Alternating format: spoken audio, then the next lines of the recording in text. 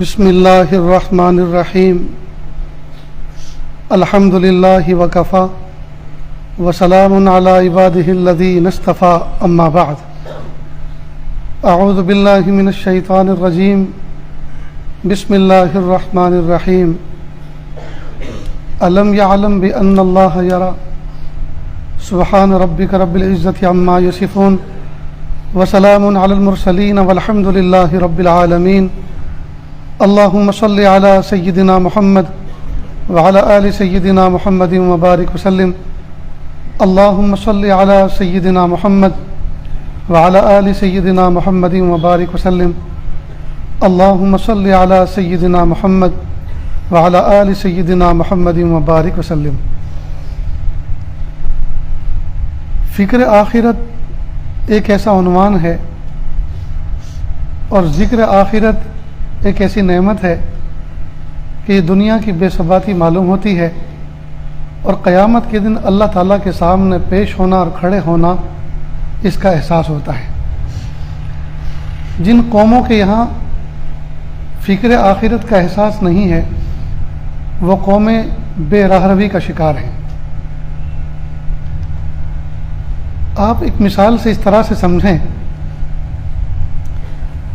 کہ ایک والد اپنے بچے کو گھر میں جا کر کہتا ہے کہ بیٹا آپ نماز پڑھا کریں، آپ نماز پڑھا کریں اور دیکھو مجھے مسجد میں تم نظر آنے چاہیے۔ اب جب بچہ مسجد میں آتا ہے تو سب سے پہلے یہ دیکھتا ہے کہ ابا کدھر ہے، اور جدھر ابا ہوتے ہیں ادھر ہی نماز پڑھتا ہے۔ اور مقصد کیا ہوتا ہے؟ مقصد یہ ہوتا ہے تاکہ ابا دیکھ لیں۔ پھر یہ بچہ دھیرے دھیرے بڑا ہوتا ہے، پھر اس کے اندر اس بات کا احساس پیدا ہوتا ہے کہ نماز ابا کے لیے تھوڑی پڑھتے ہیں، نماز تو ربا کے لیے پڑھتے ہیں۔ تو ہر اخلاص کی ابتدا ریاکاری سے ہوتی ہے۔ شروع میں بچہ ابا کے لیے، استاذ کے لیے، گھر کے ذمہ دار کے لیے، نگراں کے لیے کام کرتا ہے، لیکن بعد میں چل کر احساس ہوتا ہے کہ نہیں، ابا دیکھیں یا نہ دیکھیں لیکن ربا تو دیکھ رہا ہے۔ تو یہ جو کسی کے دیکھنے کا احساس، یہ انسان کو کسی کام کے کرنے پر مجبور کرتا ہے اور کسی گناہ سے رکنے پہ مجبور کرتا ہے۔ اس لیے آپ نے دیکھا ہوگا وہ بچہ جو اپنے ابا کے لیے یا ابا کی سختی سے یا ابا کے آرڈر سے نماز پڑھنے آتا ہے، مسجد میں آ کے سب سے پہلے وہ دیکھتا ابا کدھر ہیں، اور جس دن ابا نظر نہیں آئے اس دن ایک رکعت پڑھ کے چلا جاتا ہے کہ اس لیے کہ جو دیکھنے والے ہستی تھی وہ تو موجود نہیں ہے، اب دکھاؤں کسے، چلا جاتا ہے۔ اور کئی مرتبہ ابا پہلے سے آ جاتے ہیں، بیٹا بعد میں آتا ہے، تو ابا کے پیچھے نماز پڑھتا ہے اور کھانستا بھی ہے تاکہ ابا کو نماز میں احساس ہو جائے کہ بیٹا پیچھے آ چکا ہے۔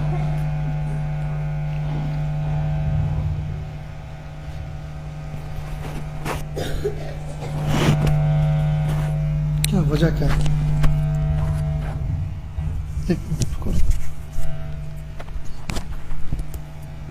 کیا میرے سینے میں اتنا کرنٹ ہے؟ آپ کو اپنی پڑی ہے، ہر آدمی کو اپنی اپنی پڑی، وہ اپنے مائک کو سنبھال لیں۔ جی تو اتنی بات سمجھ میں آئی؟ یہ بیٹری پہ چل رہا ہے؟ ہاں، تو بیٹری کا یہ تو ایک میکینزم ہے۔ اللہ سے دعا کرو کہ لائٹ آ جائے تاکہ شور شرابے سے جان چھوٹے۔ قرآن پاک میں اللہ پاک نے فرمایا الم یعلم بان اللہ یری، کیا بندے کو یہ پتہ نہیں ہے کہ اس کا رب اس کو دیکھ رہا ہے؟ تو اللہ تعالیٰ کے دیکھنے کا احساس، اللہ تعالیٰ کے دیکھنے کا احساس اللہ کرے ہم تمام کے دلوں میں پیدا ہو جائے۔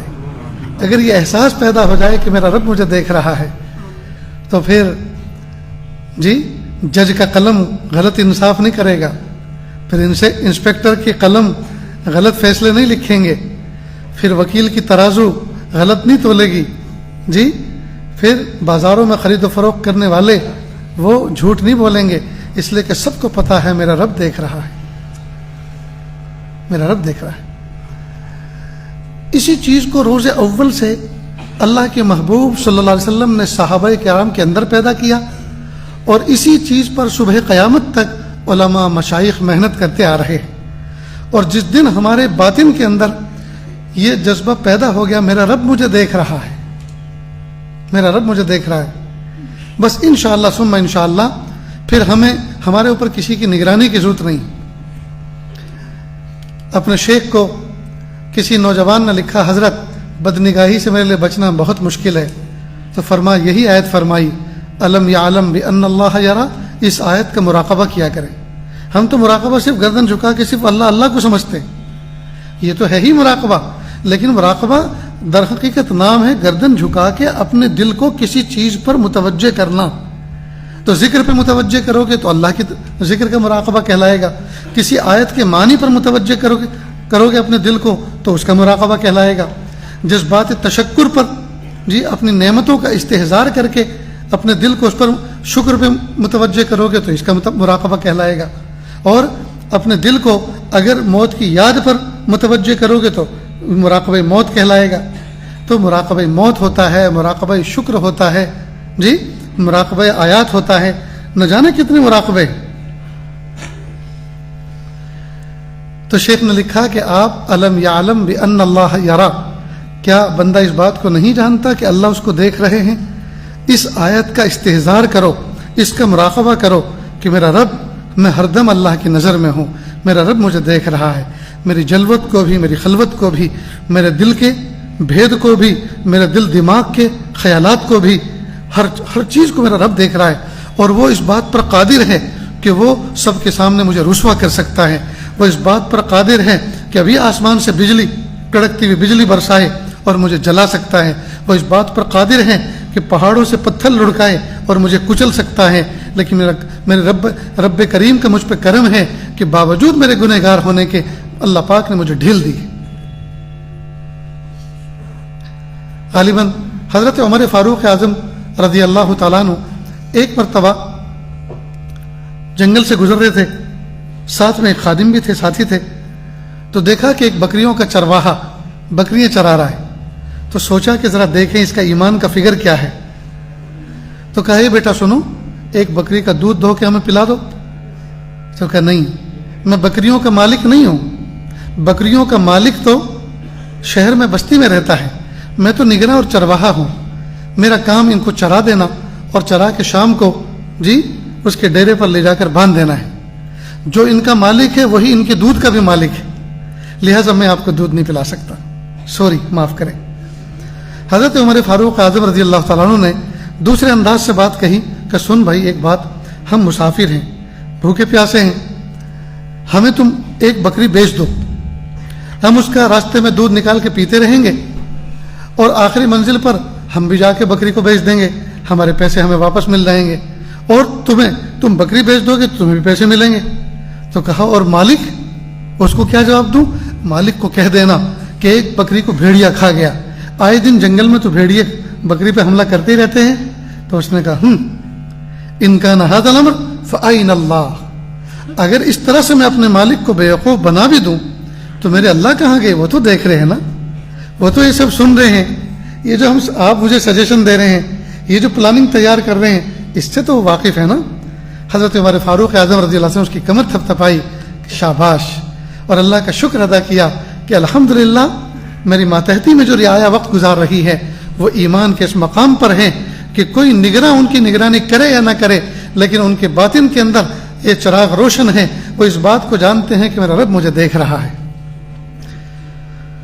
تو دوستو، اگر یہ چیز ہمارے اندر پیدا ہو جائے کہ میرا رب مجھے دیکھ رہا ہے اور قیامت کے دن مجھے اپنے کیے ہوئے کا حساب دینا ہے، قیامت کے دن مجھے حساب دینا ہے، اس بات کا احساس پیدا ہو جائے تو ہماری جلوتیں اور خلوتیں سب برابر ہو جائیں.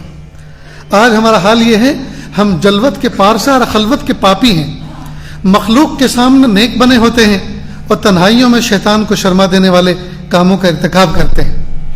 ہے نا ایسا دوستو؟ مخلوق کے سامنے ہم سوہنے سجیلے نیک سالے بندے بن کے بیٹھتے ہیں، بزرگ اور پارسا بنے بیٹھتے ہیں، اور جہاں دروازہ بند ہوا، جہاں ونڈو بند ہوئی، اور اس کے بعد ہم شیطانی چنگل میں پھنستے ہیں، ایسی ایسی ویب سائٹ کھولتے ہیں جہاں سوائے بے حیائی اور بے شرمی کی کوئی چیز نہیں ہوتی. اور تنہائی کو ہم اپنی برباد کر رہے ہیں. اللہ اکبر کبیرہ. اس لیے دوستو ہم جلوت کے پارسا خلوت کے پاپی ہیں. درنگی کی ہم زندگی گزار رہے ہیں. مخلوق کے سامنے ہم کچھ اور بیہیو کرتے ہیں, اپنے الگ انداز سے اپنے آپ کو ڈسپلے کرتے ہیں, اور خالق کے سامنے تنہائی میں ہم کسی اور انداز کے ہو جاتے ہیں. جب تک ہماری جلوت اور خلوت ایک جیسی نہیں ہوں گی, جب تک ہماری یہ درنگی یکرنگی سے تبدیل نہیں ہوگی, وہاں تک دوستوں کامیابی نہیں مل سکتی. تو اس بات کی کوشش کریں کہ ہم جیسے مخلوق کے سامنے ہوتے ہیں خالق کے سامنے بھی ویسے رہیں. جیسے ہم اندر ہیں ویسے باہر بنیں, اور جیسے باہر ہیں ویسے ہم اندر بنیں. ظاہر کو باطن سے اچھا اور باطن کو ظاہر سے اچھا بنائیں. اللہ اکبر کبیرہ. تو یہ فکر آخرت کا جو عقیدہ ہے, بعث بعد الموت کا جو عقیدہ ہے, اس عقیدے نے دوستو ہمارا کام بنا رکھا ہے. ورنہ ہم تو کب کے ہلاک ہو چکے ہوتے, ہم تو کب کے ہلاک ہو چکے ہوتے. اللہ کا شکر ہے کہ ایمان کی برکت سے, اسلام کی برکت سے, جی یہ جو عقائد ہمیں پڑھائے جاتے ہیں بچپن میں اور مدرسوں کے اندر, مکتب کے اندر پہلی فرصت میں جو پڑھایا جاتا ہے, جی والبعث بعد الموت, یہ جو عقیدہ ہے بعث بعد الموت کا, اس بعث بعد الموت کے عقیدے نے ہمیں سنبھالا ہوا ہے. اللہ کے ہمیں منہ دکھانا ہے, اللہ کے ہمیں جواب دینا ہے. مخلوق کے سامنے ہم چھپا لیں گے, مخلوق کو بیوقوف بنا دیں گے, لیکن اللہ تعالیٰ کے یہاں تو ہم نہیں چھپا سکتے. میں تو کہا کرتا ہوں دوستو, سفید سفید کپڑے پہن کر ہم مخلوق کو دھوکہ دے سکتے ہیں, خالق کو تو دھوکہ نہیں دے سکتے. سفید سفید کپڑے پہن کر مخلوق کو دھوکہ دے سکتے ہیں, خالق کو دھوکہ نہیں دے سکتے. ہمارے دل میں اس وقت کیا ہلچل مچ رہی ہے, اللہ اس سے بھی واقف ہے. ہم مجلس سے اٹھنے کے بعد کیا گناہ کی پلاننگ کر رہے ہیں, اللہ اس سے بھی واقف ہے. ہمارے سیل فون کے اندر کیا کیا تماشے محفوظ ہیں, میموری میں کیا کیا رکھا ہوا ہے, اللہ اس سے بھی واقف ہے. یعلم خائنۃ الاعین وما تخفی الصدور, وہ تو نگاہوں کی خیانت کو بھی جانتا ہے اور دلوں میں جو چھپا ہوا ہے اس کے بھید سے بھی واقف ہے. بھلا کون اس سے بچ سکتا ہے, کون اس سے بچ سکتا ہے. اس لیے دوستو اللہ تعالیٰ سے سچی توبہ کر کے, اللہ تعالیٰ کے سامنے سچی توبہ کر کے ظاہر کو بھی صاف کریں اور باطن کو بھی صاف کریں. اس لیے پیارے اللہ نے ہمارے ظاہر کو ہر وقت صاف رہنے کا حکم دیا. مثلا مومن بندہ باوضو رہتا ہے, مومن بندہ غسل کے ساتھ رہتا ہے. جب اس کا غسل ٹوٹ جاتا ہے, غسل جنابت اس پر لازم آتا ہے, تو پھر اس کے لیے حکم ہے کہ جلد از جلد اپنے آپ کو پاک کرے. لہذا غسل کر کے پاک ہو جاتا ہے. اس کے بعد جی پھر اگر وضو ٹوٹتا ہے تو اعضائے وضو کو پانی سے دھو لینے کا حکم ہے. اعضائے وضو کو جو پانی سے دھو لیتا ہے, خاص طرح سے پانی اس پر بہا لیتا ہے, اللہ تعالیٰ اس کو وضو کا نور عطا فرما دیتے ہیں, وضو کا نور عطا فرما دیتے ہیں. آج چھوٹے استنجے کے بعد پانی سے پاک کرنے کا طریقہ سوائے مسلمان قوم کے اور کسی قوم کے پاس نہیں ہے.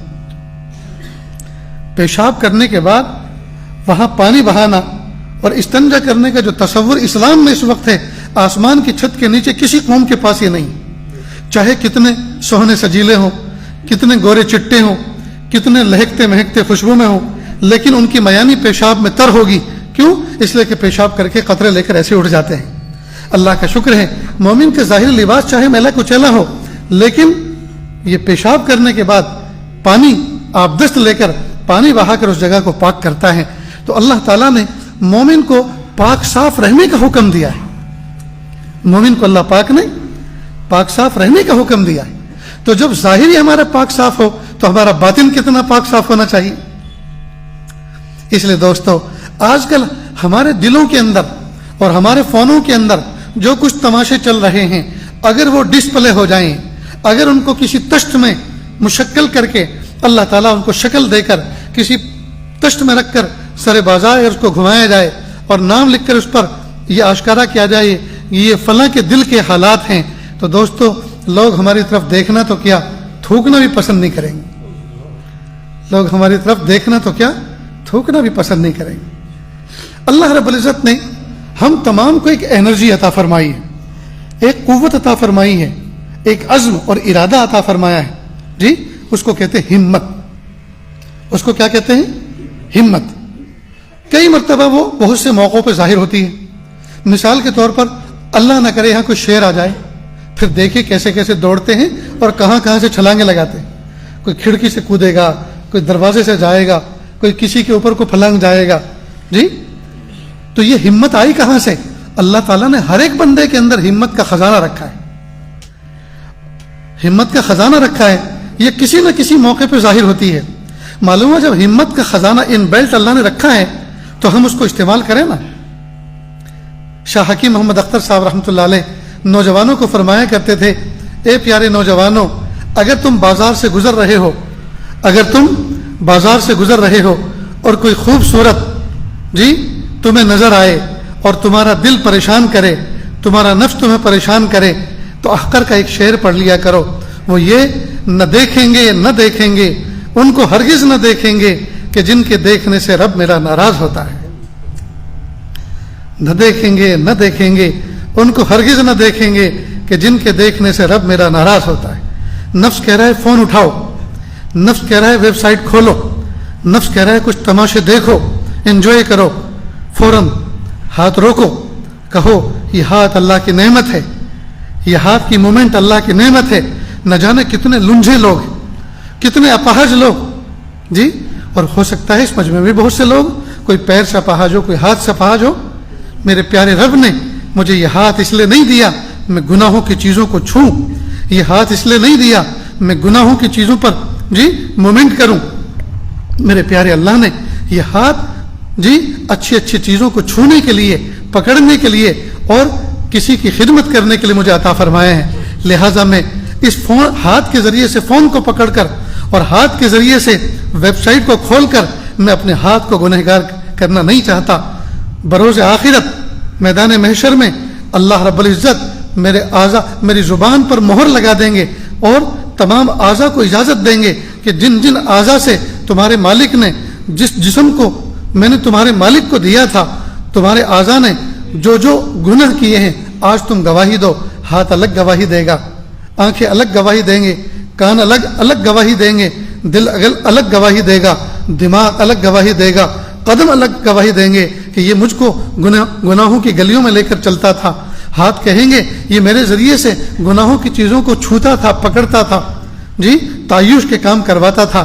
ہائے ہائے, جب دوستو ہمارے اعضا خود ہمارے خلاف گواہی دیں گے یہاں کی عدالتوں میں, اگر سامنے ہمارا دوست ہمارے خلاف گواہی دے, ہمیں افسوس ہوتا رہے یار, میرا دوست ہو کر, میری چائے پی کر, میرے ساتھ بیٹھ کر, میرے ساتھ انجوائے کر کر, آج میرا دشمن بن کر عدو کے ساتھ میں کھڑا ہے اور گواہی میرے خلاف دے رہا ہے, میرے خلاف ایویڈنس دے رہا ہے, میرے خلاف وٹنس بن رہے ہیں.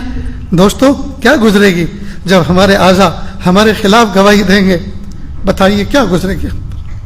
اس لیے دوستو تنہائیوں کے اندر کئی مرتبہ اپنے اعضا کو مخاطب کر کے کہیں سچی توبہ کرتا ہوں اللہ کے لیے, میری توبہ پر گواہ بن جاؤ, جیسے تم میرے گناہوں پر گواہ بنے میری توبہ پہ بھی گواہ بن جاؤ.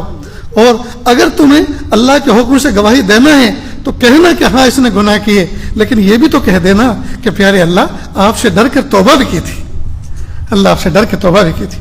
اس لیے بزرگوں نے ایک تجربے کی بات لکھی ہے کہ جب کسی سرزمین پر, کسی جگہ پر, کسی مقام پر گناہ ہو جائے, گناہ کرنا نہیں ہے لیکن اگر گناہ ہو جائے, اگر ہو جائے تو فوراً اسی جگہ توبہ بھی کر لو, تاکہ قیامت کے دن وہ جگہ اگر گناہ کی گواہی دے تو یہ بھی کہ پیارے اللہ آپ سے ڈر کے اس نے توبہ بھی کر لی تھی, اللہ آپ سے ڈر کے اس نے توبہ بھی کر لی تھی.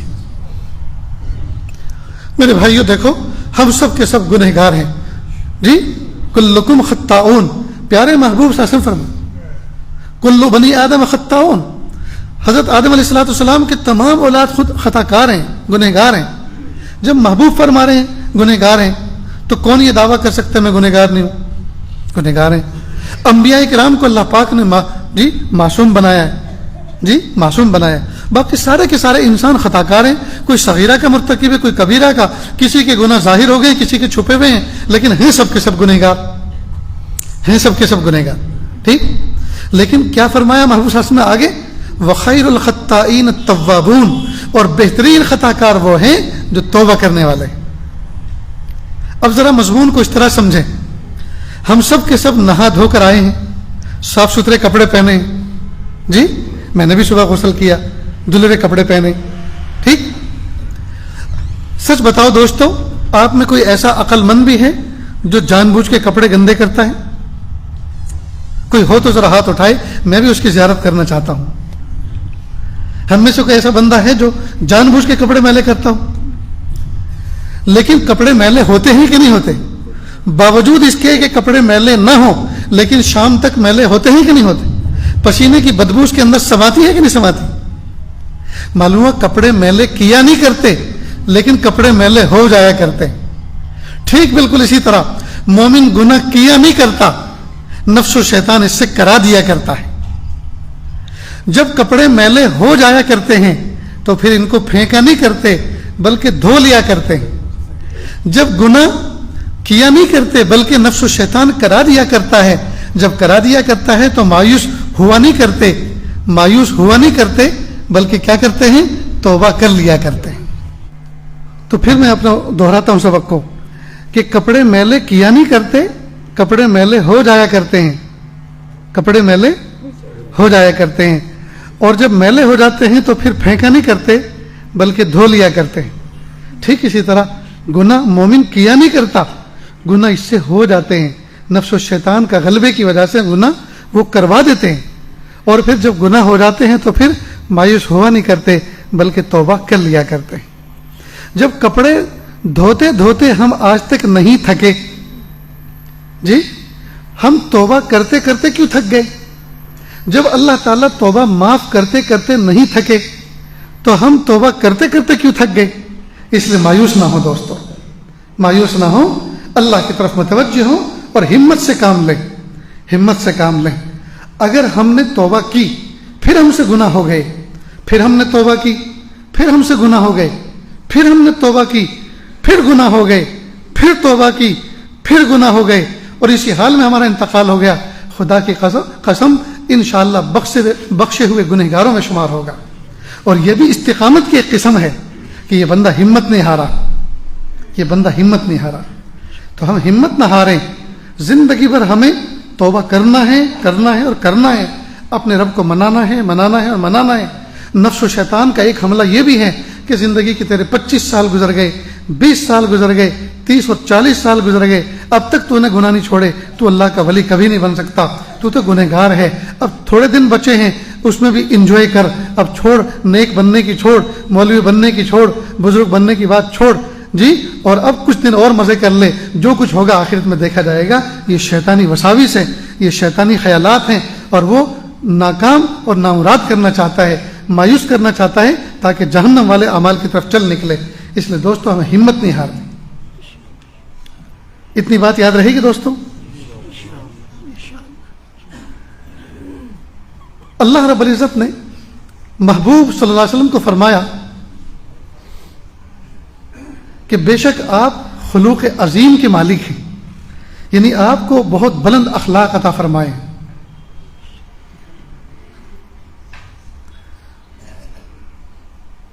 یہ اخلاق کیا چیز ہے, ذرا اس کو سمجھنا ہے. آج کا یہ سبق اگر ہم سمجھ جائیں تو انشاءاللہ آج کی مجلس کامیاب ہے. ایک بات کو سمجھیں, ایک ہے انسان کا ظاہر اور ایک ہے باطن.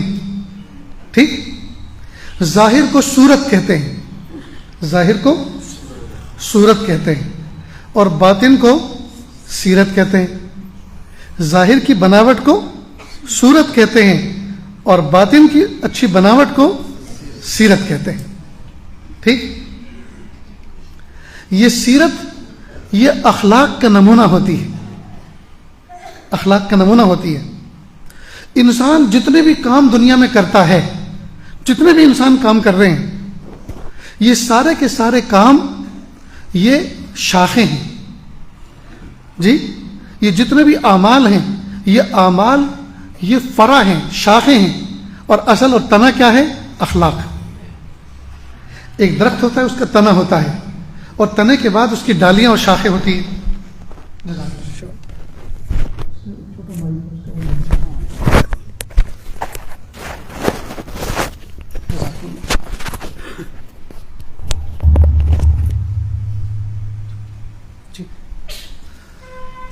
ایک درخت ہوتا ہے, اس کا تنا ہوتا ہے, پھر اس میں سے ڈالیاں نکلتی ہیں, پھر اس میں چھوٹی چھوٹی پتیاں نکلتی ہیں، کلیاں نکلتی ہیں، پھل اور پھول آتے ہیں.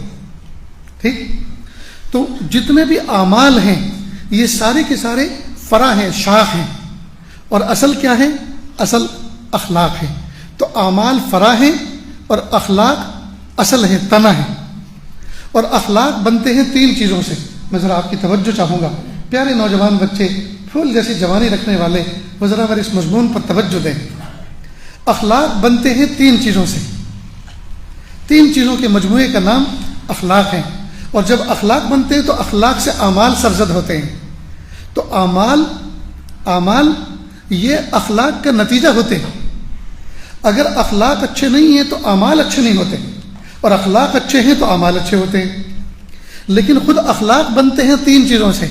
ایک ہے قوت عقلیہ، ایک ہے قوت غضبیہ، ایک ہے قوت شہویہ. میں اس کو ایکسپلین کرتا ہوں، سمجھاتا ہوں. قوت عقلیہ، اللہ پاک نے ہر مومن بندے کو، بلکہ ہر انسان کو عقل کا ایک نور عطا فرمایا جس کے ذریعے سے انسان نفع اور نقصان کا اندازہ لگاتا ہے. یہ عقل کا نور اللہ پاک نے صرف انسانوں کو عطا فرمایا، انسانوں کو عطا فرمایا. اسی عقل کے نور کی وجہ سے انسان طرح طرح کی ایجادات کرتا ہے. انسان پڑھنے پڑھانے کا کام کرتا ہے، سمجھنے سمجھانے کا کام کرتا ہے، خود بھی سمجھتا ہے، دوسروں کو سمجھاتا ہے، خود بھی برائی سے بچتا ہے، دوسروں کو بچاتا ہے، خود بھی ایک راستے پہ چلتا ہے، دوسروں کو بھی چلاتا ہے. یہ کام صرف انسانوں میں ہے، جانوروں میں نہیں ہے، پرندوں میں نہیں ہے، چرندوں میں نہیں ہے، درندوں میں نہیں ہے. کیوں؟ اس لیے کہ اللہ پاک نے اس مخلوق کو، ان مخلوقات کو عقل کا نور نہیں عطا فرمایا. عقل کا نور اللہ پاک نے انسانوں کو عطا فرمایا. اب یہ جو قوت عقلیہ ہے، یہ جو قوت عقلیہ ہے، اس قوت عقلیہ کو جو اللہ پاک نے نور بنا کے انسان کو عطا فرمایا، اس کے ذریعے سے بندہ نفع اور نقصان کا اندازہ لگاتا ہے. ٹھیک؟ معلوم ہوا اللہ تعالیٰ سے اس نعمت کا سوال کرنا چاہیے. پیارے اللہ، بہترین سے بہترین ہمیں قوت عقلیہ عطا فرما، نفع نقصان کو پہچاننے کا شعور عطا فرما.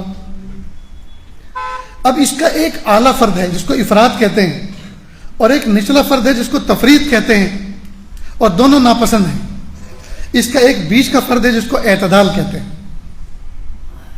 سمجھ گئے؟ سمجھ میں آئی دوستو بات؟ قوت عقلیہ کا اعلیٰ فرد یہ ہے کہ آدمی کی عقل اتنی بڑھے، قرآن کا انکار، وحی کا انکار، فرشتوں کا انکار، اللہ کے وجود کا انکار. یہ قوت عقلیہ کا افراط ہے. یعنی انسان اپنے آپ کو اتنا بڑا سمجھ رہا ہے کہ ان سب چیزوں کا انکار کر رہا ہے، ان سب چیزوں کا انکار کر رہا ہے. اللہ اس سے حفاظت فرمائے. اور تفریط یہ ہے کہ اتنا بیوقوف ہو کہ آدمی موٹی موٹی بات بھی نہ سمجھے. بعض مرتبہ بڑے چھوٹے کو کہتے ہیں، بھائی اتنی بھی فہم نہیں تمہارے اندر، کیا بیوقوف پنا ہے، اتنی بات بھی تم نہیں سمجھتے. استاد شاگرد کو کہتا ہے، باپ بیٹے کو کہتا ہے، سمجھدار دوسرے کو کہتا ہے کہ بھائی اتنی موٹی بات آپ نہیں سمجھتے. معلوم ہوا قوت عقلیہ کی تفریط یہ ہے کہ آدمی موٹی موٹی باتوں کو بھی نہ سمجھے. تو تفریط بھی غیر مطلوب اور افراط بھی غیر مطلوب. عقل کا وہ درجہ کہ جس میں وحی کا، فرشتوں کا، اللہ کے وجود کا انکار کرے، حشر نشر کا، یوم آخرت کا انکار کرے، یہ بھی غیر مطلوب. اور بیوقوفی اس درجے کی ہے کہ وہ حقوق ہی نہ سمجھے، اللہ کے منشے کو ہی نہ سمجھے، تو یہ بیوقوف پنا ہے، یہ بھی غیر مطلوب. اور اعتدال اس کا مطلوب ہے، اور وہ ہے حکمت. عقل کے اعتدال کو کیا کہتے ہیں؟ حکمت. تو آدمی کو اللہ پاک نے عقل کا نور عطا فرمایا. دوسری چیز جس سے اخلاق بنتے ہیں، دوسری چیز ہے قوت غضبیہ. اللہ پاک نے ایک انرجی عطا فرمائی ہے انسان کو.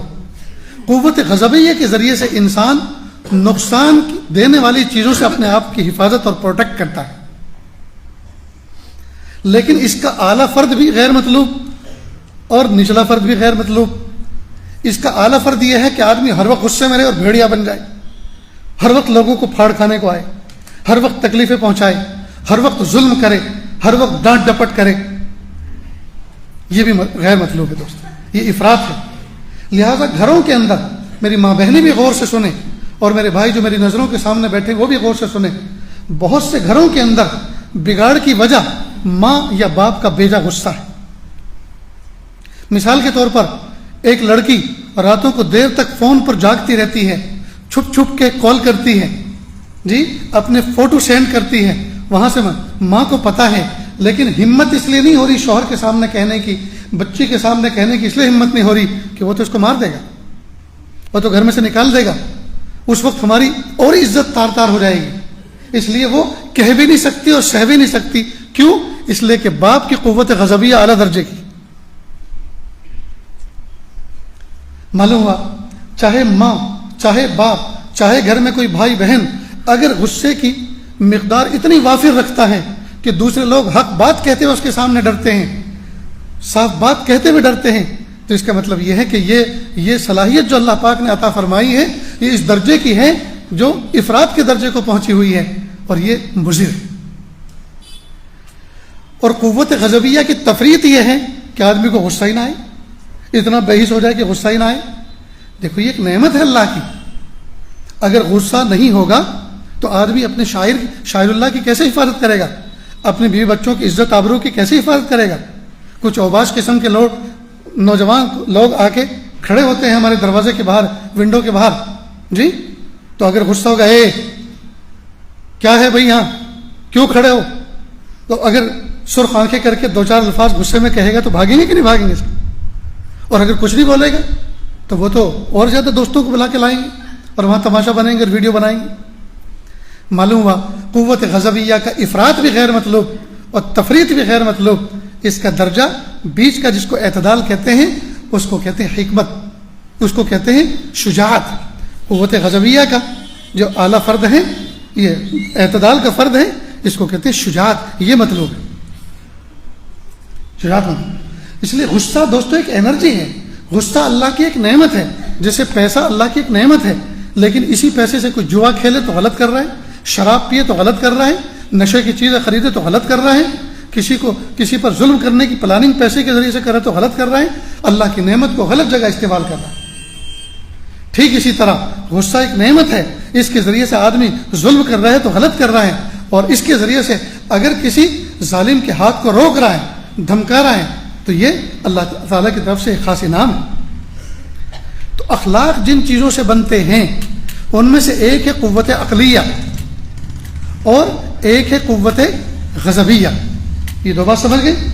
قوت عقلیہ کا اعلیٰ فرد افراط، یہ بھی غیر مطلوب، تفریط یہ بھی غیر مطلوب۔ اسی طرح قوت غضبیہ کا افراط یہ بھی غیر مطلوب، اور نچلا درجہ تفریط یہ بھی غیر مطلوب۔ قوت عقلیہ کا اعتدال حکمت کہلاتا ہے جو مطلوب ہے، اور قوت غضبیہ کا اعتدال شجاعت کہلاتا ہے جو مطلوب ہے۔ دو بات سمجھ گئے؟ اب تیسرا جس سے اخلاق بنتے ہیں، انسان کا باطن میں سیرت بنتی ہے، اخلاق بنتے ہیں، تیسرا فرد ہے قوت شہویہ۔ شہویہ یہ لفظ شہوت اشتہا سے بنا ہے۔ شہوت کا مطلب ہم لوگ صرف سیکسول جذبات کو ہی سمجھتے ہیں، یقیناً وہ بھی ایک فرد ہے اس کا، لیکن شہوت کا مطلب صرف سیکسول جذبات نہیں ہے، بلکہ ہر قسم کی چاہت کو اشتہا سے اور قوت شہویہ سے تعبیر کرتے ہیں۔ چاہتیں جو انسان کے اندر آتی ہیں، چاہتیں چاہے وہ اچھی چیزوں کی ہے یا بری، ان چاہتوں کو قوت شہویہ کا اثر کہتے ہیں۔ یہ جو چاہتے ہیں یہ قوت شہویہ کا اثر ہے۔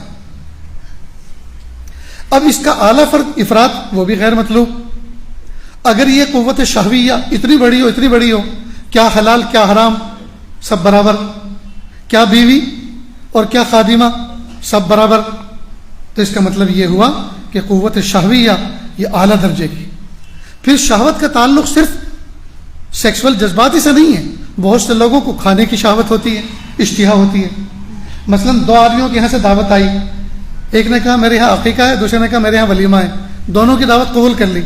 پہلے والے کے یہاں اول وقت میں کھانے چلے گئے اور دوسرے والے کے یہاں آخری وقت میں کھانے چلے گئے، نپٹایا دونوں کو، جی اس کے یہاں 11:30 12 بجے کھانے چلے گئے اور اس کے یہاں 3 بجے گئے کہ پہلے والے کا ہضم ہو گیا، اور دوسرے کو کیا کہا وہ ذرا کچھ کام نکل آیا تھا اس لیے آیا، کام نہیں نکل آیا تھا، وہ پہلے کو ہضم کر رہا تھا تاکہ دوسرے کے یہاں جا کے بھی اچھی طرح سے آلتی پالتی لگا کے 4 زانوں بیٹھ کے کھا سکیں، جی۔ اور اگر تیسرے کے یہاں سے دعوت آئی تو وہ بھی قبول، اس کے یہاں کہتے ذرا مجبور ہوں, مہمان آگے, میرا ٹفن بھیج رہا ہوں میں, ذرا وہ بھر کے بھیج دینا. کیا مطلب اس کا؟ یہ قوت شہویہ کا اعلیٰ درجہ افراد کا شکار ہے. پیاری والدہ نے, پیاری بیوی نے بہترین ڈشز تیار کی, بہترین پکوان گھر میں تیار کیے, پیٹ بھر کے کھایا. اس کے بعد بائک لے کر شہر میں نکلا, تالاب کھٹیا گیا, اور وہاں جا کر پھر وہاں کوئی تندوری کھا کے آیا, پھر وہاں چکن چائنیز کھا کر آیا, وہاں 65 اڑا کر آیا. کیا مطلب؟ یہ قوت شہویہ کا افراد ہے. بہترین کپڑے ڈریسز موجود ہیں, لیکن ایک مرتبہ دیکھا کہ یار یہاں نیا مال بنا ہے, چلو یہاں دیکھ کے آتا ہوں, وہاں سے ٹی شرٹ لے کر آ رہا ہے, وہاں سے جینس لے کر آ رہا ہے. جی, اس کا مطلب گھر کے اندر بہترین لباس موجود ہیں, ضرورت نہیں تھی, کئی سال تک چلیں کپڑے اتنے موجود ہیں, پھر لے کر آئے, معلوم ہوا قوت شہویہ کا افراد. مالدار ہیں, گھر بہترین بنا ہوا موجود ہے, لیکن نہیں, ایک اور بنا رہا ہے, ایک اور بنا رہا ہے. قوت شہویہ کا افراد ہے. جی, پلاٹ موجود ہیں, نیت بھی کچھ نہیں ہے, آگے کچھ نیت اور ہو تو اچھی اچھی نیتوں سے بہت سے کام درست ہو جاتے ہیں. نیت بھی کچھ نہیں, بس بڑھائے جا رہا ہے, بڑھائے جا رہا ہے. کوئی نیت نہیں کہ میرے بچوں کے لیے سہولت ہو جائے, میں اس طرح سے تقسیم کر دوں گا, یہ بھی نیت نہیں ہے. بس مال ہے, سوچ رہا ہے کہ اس میں بھی لگا دو, اس لائن میں بھی لگا دو, اس لائن میں بھی, اور پھیلتا جا رہا ہے. یہ ہرس ہی, یہ قوت شہویہ کا افراد ہے. اور قوت شہویہ کی تفریط یہ ہے کہ آدمی جائز میں بھی شرمائے, جائز کو بھی جائز نہ سمجھے. ایک نوجوان بچہ تھا, اس کا نکاح ہوا, ٹھیک ٹھاک سا بچہ تھا, سیدھا سادہ سا, جس کو عام زبان میں صوفی صافی کہہ دیتے ہیں. حالانکہ یہ مقام تو بہت بلند ہے, لیکن میں عرف میں ایک بات کہہ رہا ہوں. اب اس کا نکاح ہو گیا, کسی بزرگ کے پاس گیا, حضرت نکاح ہو گیا, دعا کرنا, گناہ بہت ہوا کریں گے. ماشاءاللہ, یہ چیز تو بہت اچھی طرح سمجھتے ہیں آپ لوگ. کیا کہا حضرت؟ دعا کرنا, نکاح ہو گیا, گھر والوں نے کسی طرح میرا نکاح کر دیا, اب گناہ بہت ہوا کریں گے, اس لیے آپ دعا کرنا. اب بتائیے, بیوی, حلال بیوی, تنہائی کے معاملات اس کے ساتھ عبادت ہیں, تنہائی کا وقت اس کے ساتھ گزارنا عبادت ہے, تنہائی کا عمل جو اللہ پاک نے رکھا ہے اس کے ساتھ عبادت ہے, وہ سنت ہے. لیکن عجیب بات ہے جی, اس کو وہ گناہ سمجھ رہا ہے, جائز چیز کو بھی گناہ سمجھ رہا ہے. یہ قوت شہویہ کی تفریط ہے. اور اس کا اعتدال والا حصہ اس کو کہتے ہیں عفت. اس کو کیا کہتے ہیں؟ عفت. تو حکمت, شجاعت اور عفت, یہ تین اعتدال کے درجے یاد رہیں گے انشاءاللہ. تو اللہ رب العزت نے انسان کے اندر جو اخلاق بنائے ہیں, جن اخلاق کے ذریعے سے کام وجود میں آتے ہیں, کام وجود میں آتے ہیں. تو جتنے بھی کام, جتنے بھی اعمال ہیں بندے کے, چاہے وہ بولنا ہو, چاہے وہ ہنسنا ہو, چاہے کسی کی خدمت کرنا ہو, چاہے کسی کا تعاون کرنا ہو, چاہے کسی کی رہبری کرنا ہو, جی, چاہے پڑھنا پڑھانا ہو, جی, چاہے کچھ مشورہ دینا ہو, چاہے کوئی سوشل ورک کرنا ہو, جی, جتنے بھی اعمال بندہ وجود میں لاتا ہے, ہم میں سے جتنے بھی لوگ اعمال کرتے ہیں, یہ سارے کے سارے اعمال ہمارے اخلاق کا نتیجہ ہیں. اور اخلاق بنتے ہیں تین چیزوں سے. اگر ان تین چیزوں کے اندر اعتدال نہیں ہے تو اعمال بھی گڑبڑا جاتے ہیں, اعمال بھی گڑبڑا جاتے ہیں. اور اگر یہ تینوں چیزیں اعتدال پر ہیں تو اخلاق بھی اعتدال پر ہوتے ہیں, اور انہی اخلاق کا ڈسپلے اعمال کے ذریعے سے ظاہر ہوتا ہے. پتہ نہیں میں اپنا سبق آپ کو سمجھا پایا کہ نہیں. اللہ رب العزت ہمیں صحیح سمجھنے کی توفیق عطا فرمائے. اس لیے دوستو, ہمارے اکابر مشائخ لوگوں کے ظاہری حالات کو دیکھ کر اندازہ لگا لیتے تھے کہ باطن کیسا ہے, باطن کیسا ہے. وہ اصل میں انہی چیزوں سے اندازہ لگاتے تھے, وہ جانتے تھے اندر کے گر کیا ہیں. حضرت تھانوی رحمۃ اللہ علیہ کے پاس انہی کے ایک مرید آئے ایک بچے کو لے کر. حضرت نے پوچھا کہ آپ کے بچے ہیں؟ کہ جی حضرت. کہا ان کا ٹکٹ لیا آپ نے؟ کہ حضرت یہ ہیں تو 5 سال کے, لیکن دکھنے میں چھوٹے سے لگتے ہیں, اس لیے ٹکٹ نہیں لیا. کہا اچھا. کہا وہ جو میں نے آپ کو اجازت خلافت دے رکھی ہے دین کی خدمت کرنے کی, وہ میں واپس لیتا ہوں. کہ حضرت معاف کر دیجئے, ایسا نہ کیجئے. ادھر سے میں جب جاؤں گا تو 2 ٹکٹ خریدوں گا اس بچے کے لیے, ایک کو پھاڑ کے پھینک دوں گا تاکہ ریلوے کمپنی کو پیسہ پہنچ جائے, جو آتے وقت کا میں نے نہیں لیا وہ بھی جمع ہو جائے, اور جاتے وقت کا میں ٹکٹ لے ہی رہا ہوں وہ تو ہو گئی جمع. اس لیے حضرت نے فرمایا اچھا ٹکٹ نہیں لیا، اس سے تو مجھے اس بات کا شبہ ہوا کہ آپ کے اندر مال کی محبت ہے، تبھی تو ٹکٹ نہیں لیا۔ لیکن اب خلافت جب لے لی اور اس کے واپس کرنے کا اصرار کر رہے ہیں تو اس کا مطلب یہ کہ حب جاہ بھی متحقق ہو گیا کہ حب جاہ کی بھی بیماری ہے، بڑا بن کر رہنے کی بھی بیماری ہے۔ جاؤ ہوا کھاؤ، اب یہ چیز آپ کو نہیں دی جاتی، تم اس کے اہل نہیں ہو۔ تو دیکھیے، ایک ٹکٹ سے اندازہ لگا لیا، ایک ٹکٹ کے نہ لینے سے اندازہ لگا لیا کہ کیا کیا مرض ہے، کیا کیا مرض ہے۔ اس لیے اللہ والے یہ قلوب کے جاسوس ہوتے ہیں، دلوں کے بھید کے جاسوس ہوتے ہیں۔ وہ کھانے کے اٹھتے ہوئے لقموں سے اندازہ لگا لیتے ہیں کھانے کی کتنی حرص اندر موجود ہے، کھانے کی حرص کتنی موجود ہے۔ آپ نے دیکھا ہوگا کئی مرتبہ جی کہ آدمی اپنے سامنے کی بوٹی تو کھا لیتا ہے اور دوسرے کے سامنے جو بوٹی اس کو اپنی طرف لائے کیسے، اس کے سامنے سے ہاتھ ڈال کے لانا تو اچھی بات نہیں ہے، تو نمک ڈالنے کے بہانے سے ایسا ہلاتا ہے کہ وہ بوٹی بھی ادھر آ جاتی ہے۔ جاؤ ہوا کھاؤ۔ اس کا مطلب کیا ہوا؟ اس کا مطلب یہ ہوا کہ اندر حرص موجود۔ مرکز نظام الدین کا واقعہ ہے، حضرت مولانا انعام الحسن صاحب رحمۃ اللہ علیہ جب حیات تھے، اس زمانے میں کوئی جماعت آئی، 40 دن چلہ پورا کر کے آئی جماعت۔ دسترخوان بچھانے کا وقت تھا، کہا بھی چلو کھانے بیٹھ جاؤ، کھانے بیٹھ گئے۔ جیسے کھانے بیٹھے تو فوراً اس کے بعد کہا اچھا بھائی دیکھو 40 دن میں آپ دعائیں سیکھ کر آئے ہیں، نمازیں سیکھ کر آئے ہیں، فکر آخرت تمہارے اندر آیا ہے، شوق آیا ہے، اس کو باقی رکھیں اور مسجد وار جماعت میں جڑے رہیں، گھر کی تعلیم کو زندہ رکھیں، کتابوں کو پڑھیں، علماء صلحاء سے رابطہ کریں، جوڑیں، اس طرح سے نصیحت کی اور جائیے، بیوی بچے انتظار کر رہے ہوں گے۔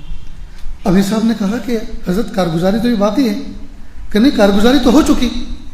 تو حضرت نے جب یہ کہا کارگزاری تو ہو چکی تو امیر صاحب نے تیز تیز آنکھوں سے اپنے ساتھیوں کو دیکھا، میری اجازت کے بغیر کس نے کارگزاری سنا دی؟ تو سب نے کہا ہم نے تو نہیں سنائی۔ حضرت سمجھ گئے، حضرت نے فرمایا کہ اصل میں کسی نے نہیں سنائی، لیکن یہ جو آپ دسترخوان پہ بیٹھ کر کھانا کھا رہے تھے یہ کارگزاری تو تھی۔ آپ کے لقمے چھوٹے تھے یا بڑے تھے، کس کے ہاتھ تیز چل رہے تھے، کس کے آہستہ چل رہے تھے، کون کس کے سامنے سے بوٹی کھینچ رہا تھا، یہ سب اندازہ ہو گیا کہ کتنے بنے ہیں اور کتنے بگڑے، کتنا سیکھا ہے اور کتنا کچا پن باقی ہے۔ میرے بھائیوں، یہ اللہ والے یہ قلوب کے جاسوس ہوتے ہیں، یہ دلوں کے بھیدی ہوتے ہیں۔ ان کے سامنے بیٹھو تو نظروں کو بھی سنبھال کے رکھو، دل کی کیفیات کو بھی سنبھال کے رکھو، اپنے آپ کو بھی سنبھال کے رکھو۔ ہمارے چند جملوں سے اندازہ لگا لیتے ہیں کہ ہماری ہسٹری کیا ہے۔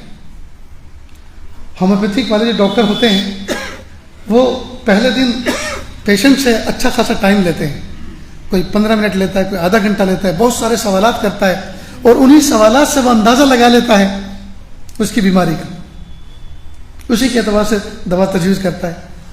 تو جب ڈاکٹروں کا یہ حال ہے کہ وہ اندازے لگا لیتے ہیں، جی یہ اللہ والے بھی گفتگو سے اندازے لگا لیتے ہیں، چال چلن سے اندازے لگا لیتے ہیں، اٹھنے بیٹھنے سے اندازے لگا لیتے ہیں۔ کسی زمانے میں جب یہ پورا خطہ ایک تھا، اس زمانے کی بات ہے، اس زمانے میں اساتذہ اس بات کی کوشش کرتے تھے طلبہ کو جو کتاب پڑھنے آتے تھے، اگر اس کتاب کے مصنف موجود ہیں، حیات ہیں، تو اپنے شاگرد کو کہتے تھے بیٹا اپنے استاد کے پاس پڑھ کر اس کتاب کو آؤ، اسی استاد کے پاس پڑھ کر آؤ جو اس کے مصنف ہے۔ تو ایک کتاب پتہ نہیں منطق کی تھی، فلسفے کی تھی یا فقہ کی تھی، اس کے استاد اس کے رائٹر تھے افغانستان میں۔ تو استاد نے کہا جاؤ بیٹا افغانستان اور وہاں جا کر استاد کے پاس پڑھ کر آؤ۔ اب یہ بچہ پیدل نہ جانے کیسے کیسے وہاں پہنچا، ہفتوں مہینوں لگ گئے۔ اب یہ جب دروازے پہ پہنچا، استاد اس وقت کھانا کھا رہے تھے، کہ کون؟ حضرت میں فلاں علاقے سے آیا ہوں اور میں ایک طالب علم ہوں، آپ کے پاس پڑھنے کے لیے آیا۔ بعد میں پڑھنے کی بات کرو، بھوکے ہوں گے، کھانے کے وقت دسترخوان لگائے، ہاتھ دھو کر کھانے بیٹھ جاؤ۔ کھانے بیٹھ گئے۔ اب کھانے کے بعد کہا اب بتاؤ کس لیے آئے ہو؟ حضرت وہ جو آپ کی کتاب لکھی ہوئی ہے، آپ اس کے رائٹر ہیں، مصنف ہے، میں آپ کے پاس پڑھنے آیا ہوں۔ کہا کتاب تو میں آپ کو نہیں پڑھا سکتا، کوئی اور خدمت ہو تو بتاؤ۔ کہ حضرت میں تو صرف پڑھنے آیا ہوں۔ نہیں پڑھا تو میں نہیں سکتا۔ مایوس ہو کر واپس آ گیا۔ جب اپنے استاذ کے پاس آیا کہ حضرت انہوں نے تو منع کیا کتاب پڑھانے سے، کتاب پڑھانے سے منع کیا۔ کہ اچھا، کہا آپ نے کوئی گستاخی تو نہیں کی؟ نہیں حضرت کچھ بھی نہیں، کھانے بیٹھے ہوئے تھے، دسترخوان بچھا ہوا تھا، مجھے بٹھا دیا اور کھانے کے بعد جب پوچھا کہ کیا مقصد ہے، کیوں آئے ہو، میں نے کہا جی اتنی مشقت اٹھا کے صرف اس کتاب کو پڑھنے کے لیے آیا ہوں جس کو آپ نے لکھا ہے۔ تو کہا اگر پڑھنے آئے ہو تو کتاب تو میں آپ کو نہیں پڑھا سکتا، اور کوئی کام اور خدمت ہو تو بتاؤ۔ یہاں تک کہ میں تو آ گیا واپس۔ تو استاد نے سمجھا کہ ضرور اس نے کھانے پینے میں کوئی ایسی گڑبڑی کی ہوگی جس سے استاد کو رنجیدگی پہنچی۔ چنانچہ دسترخوان لگایا گیا، اس بچے کے ہاتھ دھلوائے اور کہا کہ چلو کھاؤ میرے ساتھ۔ کھانا شروع کیا۔ اب یہ جو بچہ کھا رہا تھا اس پہ کڑی نظر رکھی کہ دیکھیں یہ کس طرح سے کھاتا ہے۔ تو کھاتے ہوئے اس کی ایک خامی نظر آئی، ڈیٹیکٹ ہوئی، اور وہ خامی کیا تھی کہ سالن کے تناسب سے لقمہ بڑا بنا رہا تھا۔ سبزی اور سالن جو بھی کچھ تھا اس کے لیے جتنے درجے کا لقمہ ہونا چاہیے تھا تو لقمے کے مقابلے میں سبزی زیادہ اٹھا رہا تھا۔ لقمہ چھوٹا اور سالن زیادہ لے رہا تھا، سبزی زیادہ لے رہا تھا۔ تو سمجھ گئے اوہو اس کے اندر طبیعت میں اعتدال نہیں ہے۔ اس لیے وہ استاد بازوق تھے، انہوں نے کہا کہ یہ کتنی تکلیف کا میرا باعث بنے گا۔ ابھی تو ایک چیز میں عدم اعتدال سمجھ میں آیا، اور نہ جانے کن کن چیزوں میں بعد میں پتہ چلے گا۔ کیوں دکھ اٹھائے، دکھ سہے، تکلیف اٹھائی، ابھی سے اس کو رخصت کر دیتے ہیں۔ پہلے کہیں اخلاق سیکھ لے، کہیں پہلے اپنے عادات کو درست کر لے، اس کے بعد ہمارے پاس آئے۔ میرے بھائیو، ہم اپنے اخلاق کو درست کریں، اور اخلاق کے لیے جو 3 چیزیں بنیادی ہیں، قوت غضبیہ، قوت عقلیہ، قوت غضبیہ، قوت شہویہ، اللہ تعالیٰ سے اس کا اعتدال مانگیں، اس کا اعلیٰ فرد مانگیں، اور اس میں جو افراط و تفریط ہے اس سے بچیں۔ اسی افراط و تفریط کی وجہ سے ہمارے گھروں کے اندر دوستوں ناچاقیاں ہیں، ہمارے خاندانوں کے اندر ناچاقیاں ہیں، ہمارے گھروں کے اندر بے رویہ ہیں، ہمارے نوجوان بچے اور بچیاں جو ہمارے ہاتھوں سے نکل گئے ہیں، یہ انہی تینوں قوت کے اندر کسی نہ کسی بے اعتدالی کا نتیجہ ہے، کسی نہ کسی بے اعتدالی کا نتیجہ ہے۔ اس لیے ہاتھ جوڑ کے میں آپ سے درخواست کرتا ہوں، ہاتھوں کا پیالہ پھیلائیں اللہ کے سامنے اور اللہ سے مانگیں، میرے پیارے اللہ مجھے اعلیٰ قسم کے اخلاق عطا فرما، پیارے اللہ مجھے اعلیٰ قسم کے اخلاق عطا فرما۔ جو میرے بچے پھول جیسے بچے اللہ جو مجھے آپ نے عطا فرمائے ہیں، اللہ ان بچوں کو میری آنکھوں کی ٹھنڈک بنا، اللہ دنیا میں بھی میری نجات کا باعث بنا، عزت کا باعث بنا، اور قیامت کے دن میدان محشر میں بھی میری عزت اور نجات کا باعث بنا۔ اور دوستو، یہ جو موضوع ہے کہ فکر آخرت جتنا ہمارے اندر اجاگر ہوگا، اللہ تعالیٰ کے سامنے جواب دہی کا جتنا زیادہ احساس ہمارے اندر ہوگا، جتنا جواب دہی کا احساس ہمارے اندر ہوگا، اتنا ہم راہ راست پہ رہیں گے۔ اس لیے دوستو، کسی کمپیوٹر آپریٹر سے، کسی کمپیوٹر ڈیزائنر سے آپ یہ لکھ کے لگائیں اپنی دیواروں پر، جہاں لیٹتے ہیں سامنے آپ کی نظر رہے، میں ہر دم اللہ کی نظر میں ہوں، میں ہر دم اللہ کی نظر میں ہوں، اللہ دیکھ رہا ہے، اللہ سن رہا ہے، اللہ دیکھ رہا ہے، اللہ سن رہا ہے، میں جو بول رہا ہوں وہ بھی سن رہا ہے، اور جو میں کر رہا ہوں اس کو بھی دیکھ رہا ہے۔ الم یعلم بان اللہ یرا، کیا تو نہیں جانتا، کیا تجھے خبر نہیں ہے کہ اللہ تعالیٰ تجھ سے واقف ہے، تجھے دیکھ رہے ہیں۔ ان ربک لبالمرصاد، بے شک تیرا رب تیری گھات میں ہے۔ اس قسم کے تذکیری جملے ہم اپنے آفس کے اندر یا جن مقامات پر گناہ سرزد ہو سکتے ہیں ان مقامات کے اوپر ہم لگا کے رکھیں، تاکہ ہمیں وہ بار بار ریمائنڈر دیتے رہیں، ہمیں بار بار ریمائنڈر دیتے رہیں۔ ہم اپنے سیل فون کی اسکرین پر اس کو لگائیں، ہم ڈیسک ٹاپ پہ اس کو لگائیں، کہ اللہ تعالیٰ دیکھ رہے ہیں، اللہ سن رہے ہیں، بے شک اللہ تعالیٰ تیری گھات میں ہے، ان ربک لبالمرصاد، بے شک تیرا رب تیری گھات میں ہے۔ اگر ہم ان چیزوں کو سامنے رکھیں گے تو انشاءاللہ، اور اس کا مراقبہ کریں گے، اس کو اپنے اندر اتاریں گے، میرا رب میرے ساتھ ہے، ہر دم میں اپنے رب کی نظر میں ہوں، تو انشاءاللہ غلطی نہیں ہوگی، انشاءاللہ غلطی نہیں ہوگی۔ آپ نے دیکھا ہوگا کہ اگر کوئی بچہ نماز کے اندر پیچھے کی صف میں شرارت کر رہا ہے اور اس کے ساتھی اس کو کونے مار کے کہتا ہے تیرے ابا تجھے دیکھ رہے ہیں، تو بچہ ایک دم چپ چاپ سیدھا ہو جاتا ہے، اور سجدے میں جا کر کئی مرتبہ پیچھے دیکھتا بھی ہے کہ ابا پیچھے ہیں کہ نہیں ہے، اور نہیں ہوتے ہیں تو پہلے سے زیادہ شرارت کرتا ہے۔ تو ابا کا کوئی احساس دلا دے کہ تیرا ابا تجھے دیکھ رہا ہے، بچے کو کوئی احساس دلا دے تو بچہ شرارت نہیں کرتا۔ اگر کوئی بندے کو اس بات کا احساس پیدا کرا دے تیرا رب تجھے دیکھ رہا ہے، تو پھر یہ بندہ گناہ نہیں کرتا، گناہ نہیں کرتا۔ اور دوستو، دنیا میں جتنے بھی نقصان ہوتے ہیں یہ کسی غفلت کا نتیجہ ہوتے ہیں۔ اگر کوئی ماہر ڈرائیور گاڑی چلا رہا ہے اور اچانک ایکسیڈنٹ ہو جائے, اس سے کوئی پوچھے بھائی آپ تو اتنے ماہر ہو کہ آپ سے تو ڈرائیونگ ہم نے سیکھی ہے اور آپ نے یہ کیسے غلطی کر ڈالی, کہ یار مت پوچھو, میں ادھر کو دیکھ رہا تھا, تھوڑا سا غافل ہوا اصل راستے سے اور فوراً گاڑی ٹھک گئی. معلوم ہوا سامنے کی طرف سے بندہ جہاں غافل ہوا تو ایکسیڈنٹ کا حادثہ وجود میں آیا. ہماری ماں بہنیں کچن کے اندر چولہے پر وہ جو پلیٹ فارم ہوتا ہے کھڑی رہتی ہیں اور پتیلی میں نظر رکھتی ہیں, اور جہاں ذرا سی غافل ہوئی, جہاں ذرا فون دیکھا, دودھ ابل گیا.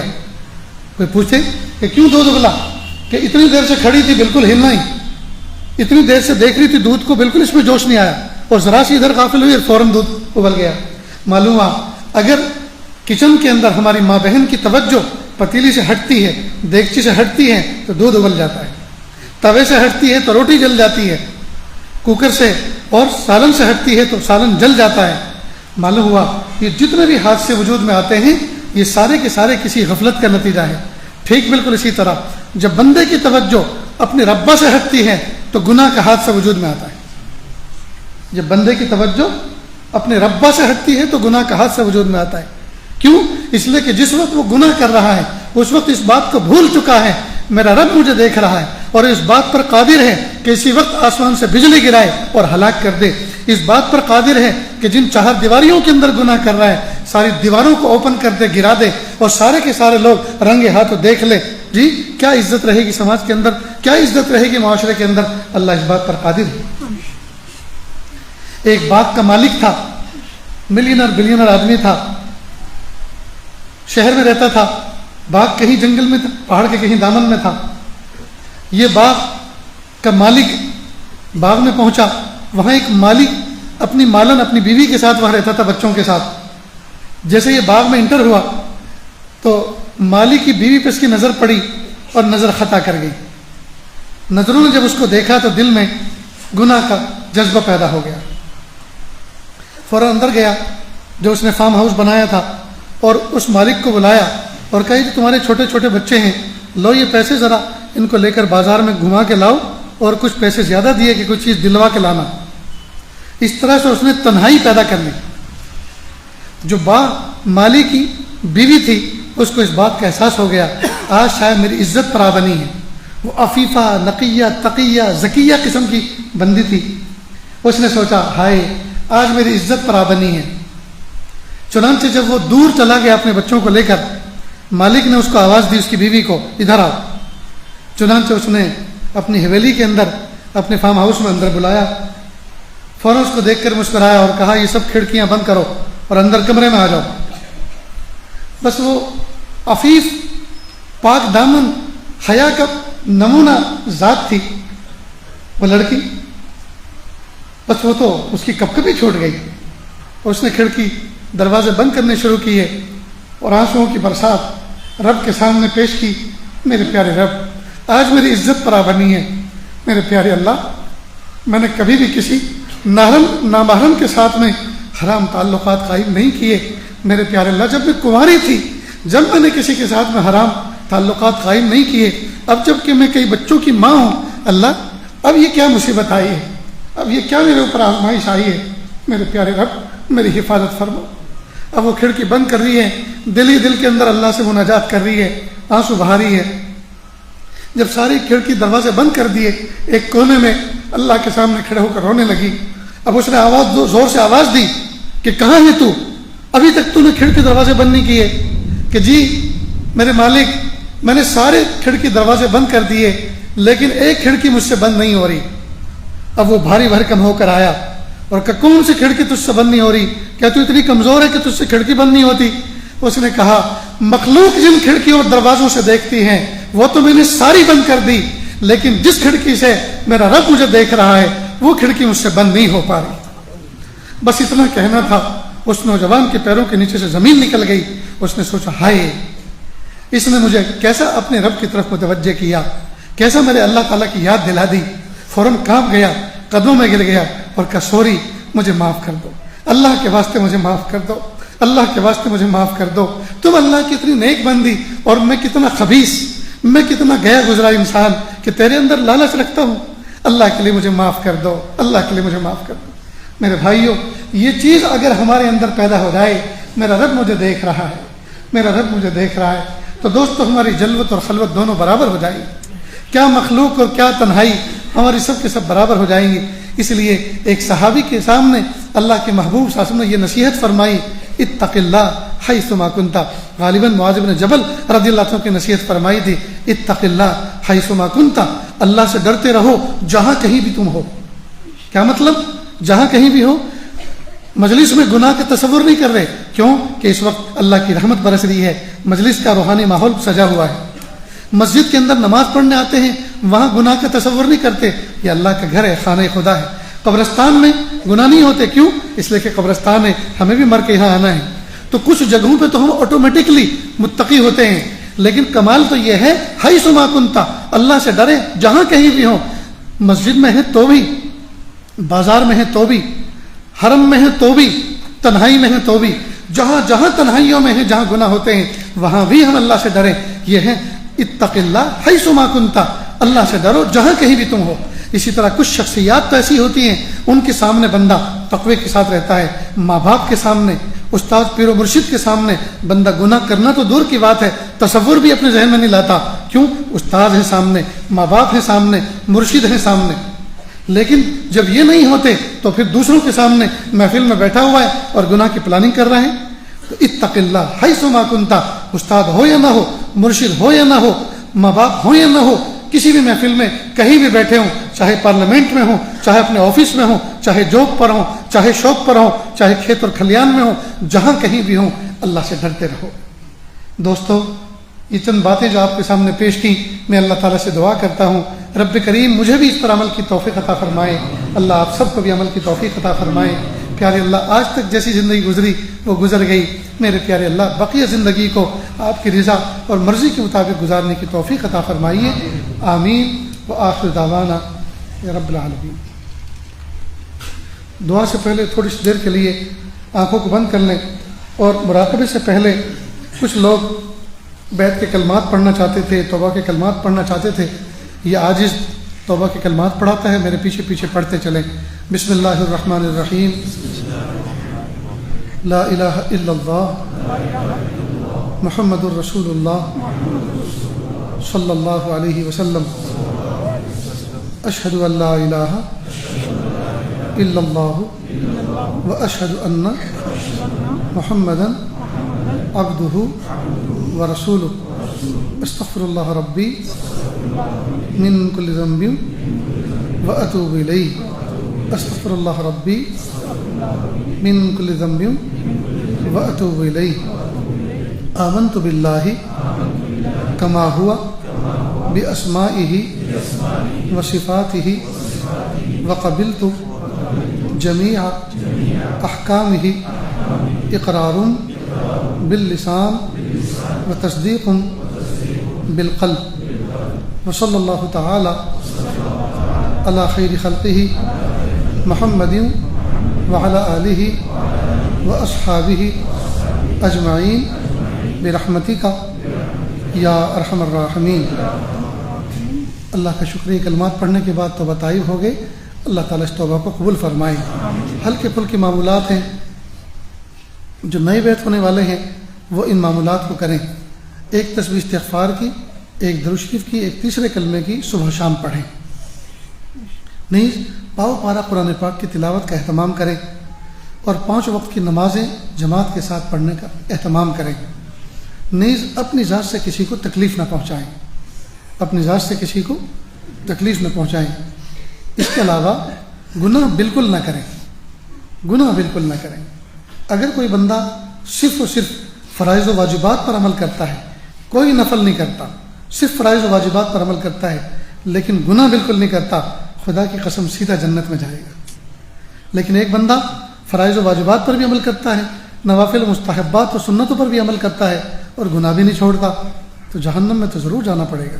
اللہ حفاظت فرمائے. اس لیے دوستو، کسی بزرگ کے سامنے ان کے مریدین بیٹھے ہوئے تھے، بزرگ نے فرمایا میرے پیارے بچوں، اللہ کا ولی بننا چاہتے ہو؟ کہ جی حضرت. سب کے سب بننا چاہتے ہو؟ جی حضرت. بس ایک کام کر لو، صرف ایک کام کرو گے نا؟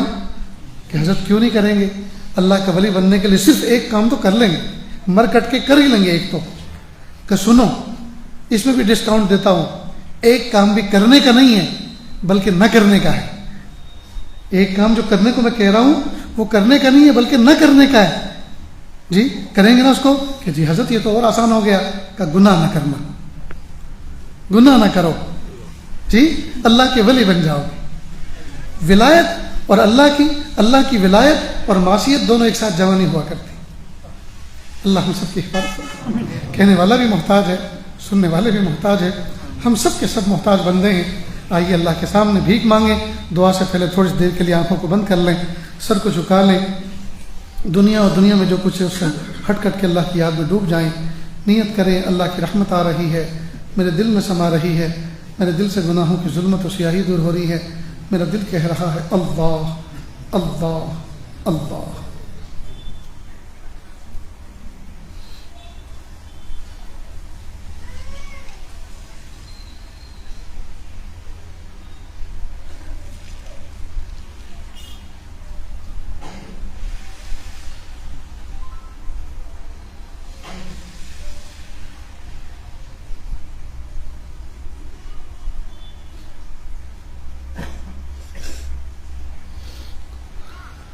لا الہ الا اللہ سبحان الملک الاعلی الوہاب. ہاتھ اٹھا لیجیے, دعا کر لیں. بسم اللہ الرحمن الرحیم. الحمد للہ رب العالمین الرحمن الرحیم مالک یوم الدین. ایاک نعبد و ایاک نستعین. اہدنا الصراط المستقیم صراط الذین انعمت علیہم غیر المغضوب علیہم ولا الضالین. آمین یا رب العالمین. اللہ جی ہم ظاہر میں آپ کے بندے, حقیقت میں نہایت گندے. اللہ ہمارے دلوں کی گندگی کو دور فرما, ہمیں اپنی بندگی کے سلیقہ عطا فرما, شرمندگی والے کاموں سے ہماری حفاظت فرما, برے دن سے, بری بات سے, بری رات سے, برے انجام سے ہماری حفاظت فرما, سوء خاتمہ سے ہماری حفاظت فرما. اللہ جی یہ ہاتھ اٹھائے جانے کے قابل نہیں اور یہ زبان کو سوال کرنے کے قابل نہیں. میرے پیارے رب آپ سے نہ مانگے تو کس سے مانگے, آپ سے سوال نہ کرے تو کس سے سوال کریں. ایک کمزور ایک قوی کے دروازے پر, ایک سائل ایک سخی کے دروازے پر, ایک محتاج ایک غنی کے دروازے پر حاضر ہے. میرے پیارے اللہ معاف کر دیجیے, معاف کر دیجیے, معاف کر دیجیے, معاف کر دیجیے. میرے پیارے اللہ اس محفل میں نوجوان بچے اللہ پھول جیسی جوانی رکھنے والے بیٹھے ہوئے ہیں, گرم گرم خون رکھنے والے بیٹھے ہوئے ہیں. میرے پیارے رب, میرے پیارے رب آج یہ گرم خون رکھنے والے جوان بچے اپنے گناہوں پر نادم و شرمندہ ہیں. میرے پیارے اللہ پہلے زمانے میں 100 سال کی عمر پانے والے لوگوں نے پوری زندگی میں اتنے گناہ نہیں کیے جتنے کہ 20 سال کی عمر رکھنے والوں نے کر ڈالے. اور پیارے رب کچھ گناہ ایسے ہیں جو ابھی تک نہیں ہو سکے, ابھی تک نہیں ہوئے, اور وہ اس لیے نہیں کیے کہ ان سے نفرت ہے, ان کو نہیں کرنا, بلکہ ان کا ابھی موقع نہیں ملا. اگر موقع ملتا تو شاید وہ بھی کر لیتے. ہائے میرے پیارے رب, ہائے میرے پیارے رب, ہم تو لٹ گئے, ہم تو چھن گیا اللہ, سب کچھ چھن گیا اللہ, تہی دامن ہو گئے, خالی ہاتھ ہو گئے. اے میرے پیارے رب لٹے ہوئے قافلوں پر راستے کے انسان رس کھا لیتے ہیں, لٹے ہوئے مسافروں کو کھانا دے دیتے ہیں, لٹے ہوئے مسافروں کو کچھ پیسے دے دیتے ہیں, لٹے ہوئے مسافروں کو کچھ توشہ دے دیتے ہیں. اے میرے پیارے اللہ ہم لٹے پیٹے آپ کے دربار میں بیٹھے ہیں. ہائے میرے پیارے رب تقویٰ لٹ گیا, تنہائیوں کی عبادت لٹ گئی, مقام احسان لٹ گیا, مقام احسان لٹ گیا, سنتیں لٹ گئیں, ماں باپ کی خدمت لٹ گئی, قرآن پاک کی تلاوت لٹ گئی. اللہ درود شریف پڑھنا لٹ گیا, ذکر کرنا لٹ گیا, سب چھوٹ گیا. ہائے میرے پیارے رب اللہ ہمیں توفیق طاعت دے دیجئے, توفیق طاعت دے دیجئے, توفیق طاعت دے دیجئے, توفیق طاعت دے دیجئے. اللہ جی معاف کر دیجئے, معاف کر دیجئے, رب کریم معاف کر دیجئے, اچھے رب معاف کر دیجئے, سہنے رب معاف کر دیجئے, اچھے اللہ معاف کر دیجئے, اچھے اللہ معاف کر دیجئے, سہنے اللہ معاف کر دیجئے, اچھے رب معاف کر دیجئے, سہنے رب معاف کر دیجئے. اپنا بنا لیجئے, اپنا بنا لیجئے, اپنا بنا لیجئے. میرے پیارے اللہ ایک ماں کے 5 بچے ہوں, 4 صاف ستھرے ہوں, گھر میں مہمان آنے والے ہوں, اور ایک بچے نے نجاست کی ہو, گندگی کی ہو, اس پہ مکھی بھنک رہی ہو, تو ماں کی سب سے زیادہ توجہ اس بچے کی طرف ہوتی ہے کہ اچھوں کو تو کوئی بھی گود میں اٹھا لے گا, میرے اس گندے کی طرف کوئی دیکھنا بھی پسند نہیں کرے گا. میرے پیارے اللہ جس ماں کا بچہ گندا ہوتا ہے, ماں کی سب سے زیادہ توجہ اس بچے پر ہوتی ہے۔ اللہ جی ہم سب سے زیادہ گندے ہیں آپ کے، میرے اللہ آپ کے بندوں میں سب سے زیادہ گندے بندے ہیں، اللہ جی توجہ فرما لیجئے۔ آپ تو 70 ماؤں سے زیادہ مشفق و مہربان ہیں، آپ توجہ فرما لیجئے، آپ ہمیں معاف کر دیجئے، آپ ہمیں دھوبی بیٹا چاند سا بنا دیجئے، دھوبی بیٹا چاند سا بنا دیجئے، اللہ ہمیں پاک کر دیجئے، اللہ ہمیں صاف کر دیجئے، ماں باپ کی آنکھوں کی ٹھنڈک بنا دیجئے۔ میرے پیارے اللہ ابھی تو نوجوان بچے کماتے بھی نہیں ہیں، ابھی تو باپ کمائی پہ راج کرتے ہیں، باپ کمائی کا ڈیزل اور پیٹرول پھونکتے ہیں، باپ کمائی کا انٹرنیٹ پیکج لیتے ہیں۔ اے میرے پیارے اللہ پھر بھی ہم باپ کی خدمت نہیں کر پاتے، پھر بھی باپ تنہائی میں اپنی بیٹھک میں پڑا ہوتا ہے، ہم اس کے پاس آ کے نہیں بیٹھتے، نہیں پوچھتے ابا تمہارا کیا دکھتا ہے، نہیں ان کے پیر دباتے، نہیں ان کے سر پہ تیل کی مالش کرتے۔ ماں جو صبح سے شام تک خادموں کی طرح، باندیوں کی طرح، نوکرانیوں کی طرح ہمارے لیے پکوان تیار کرتی ہے، ہمارے کپڑے واشنگ مشین سے دھو کے نکالتی ہے، پرہیز کرتی ہے، اس ماں کو نہیں پوچھتے امی آپ کو کیا خدمت کی ضرورت ہے، امی آپ کو کیا چاہیے۔ ہائے میرے پیارے رب آج کے نوجوان بچے اور بچیوں کو کیا ہو گیا، یہ فون کے ہو کر رہ گئے، انٹرنیٹ کے ہو کر رہ گئے۔ میرے پیارے اللہ بچوں کو یہ توفیق دے دیجئے وہ محبت کی نظر سے روزانہ صبح شام ماں باپ کو محبت کی نظر سے دیکھنے والے بنے۔ حدیث پاک میں ہے جو بچہ بچی اپنے ماں باپ کو محبت کی نظر سے دیکھے اس کو مقبول حج عمرے کا ثواب ملتا ہے۔ حدیث کے مفہوم ہے میرے پیارے اللہ بچوں کو اپنے ماں باپ کو محبت کی نظر سے، عظمت کی نظر سے دیکھنے کی توفیق عطا فرما۔ کہ اللہ گھر جہنم کے نمونے بن چکے ہیں، اللہ ان کو جنت کا نمونہ بنا دیجیے۔ کہ اللہ گھروں کے اندر بہت سی ہماری ماں بہنیں ایسی ہیں جن کا نکاح ہوئے زمانہ گزر چکا لیکن گود اولاد سے خالی ہے، اللہ سب کو نرینہ اولاد عطا فرما، بیٹی بھی عطا فرما اور بیٹے بھی عطا فرما۔ کہ اللہ کتنے ایسے ہیں جن کا نکاح ہوئے زمانہ گزر چکا لیکن میاں بیوی میں آج تک محبت پیدا نہ ہو سکی، اللہ سچی محبت پیدا فرما، سچی الفت پیدا فرما۔ کہ اللہ کتنے ایسے ہیں جن کے بچے ہو چکے لیکن بچے نافرمان نکلے، اللہ اولاد کے دکھوں سے حفاظت فرما، اللہ اولاد کے دکھوں سے حفاظت فرما، اولاد کو فرما بردار بنا دیجئے، اللہ اولاد کو نیکوکار بنا دیجئے۔ اے میرے پیارے رب، اے میرے سونے رب، ہم آج تک آپ کی دی ہوئی نعمتوں کا شکر ادا نہ کر سکے، اللہ بروز محشر قیامت کے دن اگر ہم میں سے آپ نے ایک ایک کو تنہائی میں بلایا اور تنہائی میں بلانے کے بعد یہ کہا اے میرے بندے تم نے راتوں کی تنہائیوں میں اور راتوں کی خلوتوں کے اندر جو نافرمانیاں کی تھی، جو گناہ کیے تھے، ہم نے اپنے فرشتوں کے ذریعے سے اس کی ویڈیو تیار کروائی تھی، مووی تیار کرائی تھی، کیا اس کو ڈسپلے پہ دکھا دیا جائے؟ کیا تم اس بات کو پسند کرتے ہو اس کو دکھا دیں یا پھر اس کے بدلے تم جہنم میں جانا پسند کرو گے؟ تو پیارے اللہ ہم میں سے کوئی مائی کا لال ایسا نہیں ہے کہ اللہ جو اس کو ڈسپلے کروانا پسند کرے، سب کہیں گے اللہ نانا پیارے اللہ مت کیجیے ایسا، ہم جہنم میں کوئلہ بن جائیں گے، ہم جل کر خاک ہونا پسند کریں گے۔ لیکن اگر آپ نے دکھا دیا، پیاری ماں دیکھے گی اور کہے گی ہائے میری چھاتی سے دودھ پی کر یہ کرتا تھا، میری چھاتی سے دودھ پی کر یہ میری بچی ایسے کارنامے انجام دیتی تھی۔ میرے پیارے رب، میرے پیارے نبی دیکھیں گے، شرمندہ ہو جائیں گے، میرا امتی ہو کر ایسے کام کرتا تھا۔ میرے پیارے اللہ میرے سگے بھائی دیکھیں گے اور کہیں گے میرا بھائی بزرگ بنا پھرتا تھا اور تنہائی میں ایسے کام کیا کرتا تھا۔ اللہ بڑی رسوائی ہو جائے، اللہ بڑی رسوائی ہو جائے، بڑی رسوائی ہو جائے۔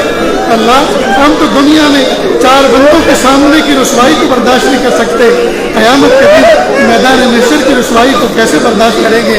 اللہ جی بچا لیجیے، اللہ جی بچا لیجیے، اللہ جی بچا لیجیے، اللہ جی بچا لیجیے، اللہ جی بچا لیجیے، اللہ جی بچا لیجیے، اللہ جی بچا لیجیے، معاف کر دیجیے، معاف کر دیجیے، معاف کر دیجیے۔ آج تو ہم دھوبی بیٹا چاند سا معافی کے ساتھ اٹھنا چاہتے ہیں، اللہ صفائی کے ساتھ اٹھنا چاہتے ہیں، تقوی کے ساتھ اٹھنا چاہتے ہیں، پاکیزگی کے ساتھ اٹھنا چاہتے ہیں۔ میرے پیارے اللہ دھو دیجیے، پیارے اللہ دھو دیجیے، پیارے اللہ پاک کر دیجیے، پیارے اللہ۔ ابھی ابھی آپ نے بارش برسائی، سارے پتوں نے، درخت کے سارے پتوں نے غسل کر لیا، سارے پتے صاف ستھرے ہو گئے۔ اے میرے پیارے رب، درختوں کو کون نہلاتا ہے؟ درختوں کو کون غسل دیتا ہے؟ درختوں کی گرد کو کون دھوتا ہے؟ اے میرے پیارے رب، آپ بارش برساتے ہیں، سارے درخت غسل کر لیتے ہیں، سارے درخت کا غسل ہو جاتا ہے۔ اے میرے پیارے رب، رحمت کی بارش برسا دیجیے اور ہمارے باطن کو اللہ پاکیزگی تقوی کا غسل دے دیجئے، تقوی کا غسل دے دیجئے اس وقت کے آنے سے پہلے کہ لوگ ہمیں غسل میت دے، غسل توبہ کی توفیق عطا فرما۔ اس وقت کے آنے سے پہلے لوگ ہمیں کفن پہنائیں، لباس تقوی پہننے کی توفیق عطا فرما۔ اس وقت کے آنے سے پہلے کہ لوگ ہمارے جنازے کی نمازیں پڑھیں کہ اللہ ہمیں اختیار سے نماز پڑھنے کی توفیق عطا فرما۔ میرے پیارے اللہ، وہ وقت کیسا ہوگا، وہ منظر بھی کیسا ہوگا جب ہماری روح نکل جائے گی، بیوی الگ رہے گی، بچے الگ تڑپیں گے، دوست احباب الگ تڑپیں گے۔ پھر تھوڑی دیر کے بعد مرد گھر میں داخل ہوں گے، عورتوں کو کہیں گے رونا بند کرو، خاموش ہو جاؤ، صبر کرو، سورہ فاتحہ پڑھو، تلاوت کرو۔ عورتوں کو ایک طرف کونے میں کر دیں گے اور کچھ مرد لوگ ہمارے جسم کو غسل دیں گے۔ ہمارے پہنے ہوئے کپڑے، جن کپڑوں کو پہن کر ہم ناز سے چلا کرتے تھے، نکل سکتے ہوں گے تو نکالیں گے، ورنہ قینچی سے کاٹ ڈالیں گے۔ پھر ہمیں غسل دیا جائے گا، پھر ہمیں 2-3 چادروں میں لپیٹ دیا جائے گا، پھر ہمیں جنازے کی چارپائی پہ لٹا کر ہمیں 4 کندھوں کے ذریعے سے گھر کے باہر نکالا جائے گا۔ بچے الگ تڑپے گی، بیوی الگ تڑپے گی، بچے الگ تڑپیں گے، دوست احباب الگ تڑپیں گے، اہل والے الگ تڑپیں گے۔ اور پھر پیارے اللہ، پھر چند قدم کے فاصلے پر ہمارے جنازے کو قبرستان میں رکھ دیا جائے گا۔ اس کے بعد ہماری میت کو قبر میں اتاری جائے گی، تختے درست کیے جائیں گے، اور سب جتنے بھی نیئر دیئر ہوں گے سارے کے سارے 3-3 مٹھی مٹی ہماری قبر میں ڈال کے کھڑے ہو جائیں گے۔ سب کے سب اپنے اپنے گھر چلے جائیں گے۔ پھر ہم ہوں گے، فرشتے ہوں گے، ہم ہوں گے، یا تو عذاب ہوگا یا جنت کا گھڑا ہوگا۔ اے میرے پیارے رب، میرے پیارے رب، ہم آپ سے معافی چاہتے ہیں کہ اللہ ہماری قبر کو دفنانے سے پہلے اللہ جنت کا گھڑا بنانے کے فیصلے فرما دیجیے، جنت کے باغ بنانے کا فیصلہ فرما دیجیے۔ اللہ ہمیں بخشے ہوئے گنہگاروں میں شامل فرما لیجیے کہ اللہ ہماری نسلوں کی مغفرت فرما دیجیے۔ اللہ ہمارے گھر میں دین و تقوی عطا فرما دیجیے، ہمارے گھر والوں کو متقی بنا دیجیے، ہمارے گھر میں دین کو زندہ کر دیجیے۔ میرے پیارے اللہ، کہ اللہ پیارے پیارے نوجوان بچے نشے کی طرف جا رہے، شراب کی طرف جا رہے، جوئے کی طرف جا رہے، کہ اللہ پیارے نبی ہوتے ایک ایک کی پیشانی کا بوسہ دیتے، ایک ایک کو سینے سے لگاتے، ایک ایک کا گریبان پکڑتے اور سمجھاتے۔ میرے پیارے رب، اب تو کوئی نبی آنے والا نہیں، کہ اللہ جو علماء ہیں کہ اللہ ان کی زبان میں یہ تاثیر پیدا فرما، جو بھی نصیحت کریں کہ اللہ ان کے دل پر اثر کرے۔ میرے پیارے اللہ، نوجوان بچوں کو اپنے بزرگوں کے ساتھ، علماء صلحاء کے ساتھ وابستہ رہنے کی توفیق عطا فرما۔ میرے پیارے اللہ، جو مانگا عطا فرما، جو مانگنے سے رہ کے وہ بھی عطا فرما۔ اللہ جی مانگنا نہیں آتا، بن مانگی عطا فرما، مانگنے کا ڈھنگ و سلیقہ عطا فرما۔ وصلی اللہ تعالی علی خیر خلقہ محمد و آلہ و اصحابہ اجمعین برحمتک یا ارحم الراحمین۔